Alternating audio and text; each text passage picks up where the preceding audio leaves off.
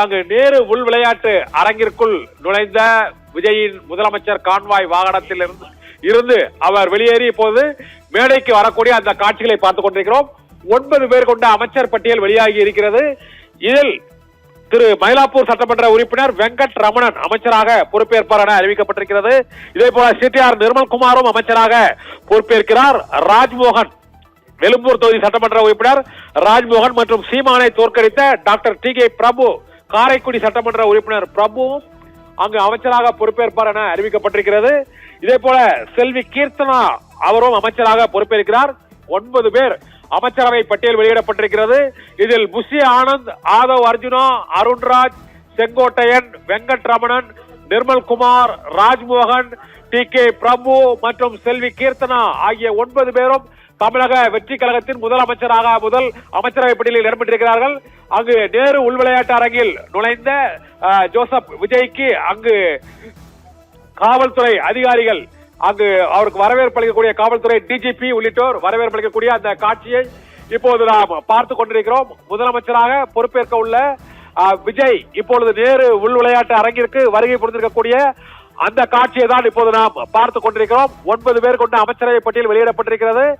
விஜயுடன் பதவியேற்க உள்ள 9 அமைச்சர்கள் பட்டியல் இப்போது அவருக்கு டிஜிபி மற்றும் சென்னை மாநகர காவல்துறை ஆணையர் உயர் அதிகாரிகள் உள்ளிட்டோர் இப்போது பூங்கொத்து கொடுத்து தமிழக வெற்றி கழக தலைவர்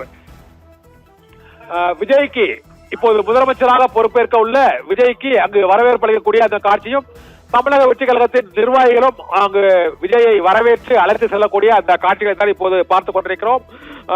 அடுத்ததாக 9 பேர் கொண்ட அமைச்சரவை பட்டியலில் பார்க்கிறோம். முதலமைச்சராக பொறுப்பேற்க உள்ள விஜயுடன் பதவியேற்க உள்ள 9 அமைச்சர்களின் பட்டியல். முதலில் விஜயின் வலதுகரமாக திகழக்கூடிய புஷி ஆனந்த், விஜய் அரசியலுக்கு அழைத்து வந்து அனைத்து ஏற்பாடுகளையும் மேற்கொண்ட புஷி ஆனந்த் முதலில் அமைச்சராக பொறுப்பேற்பார் என முதல் நபராக புஷி ஆனந்த் பெயர் இடம்பெற்றிருக்கிறது. இரண்டாவதாக இந்த தேர்தல் வெற்றியின் சூத்திரதாரியாக கருதப்படும் தேர்தல் வியூக வகுப்பாளர் ஆதவ் அர்ஜுனா அடுத்த அமைச்சராக பதவியேற்பார் என அறிவிக்கப்பட்டுள்ளது.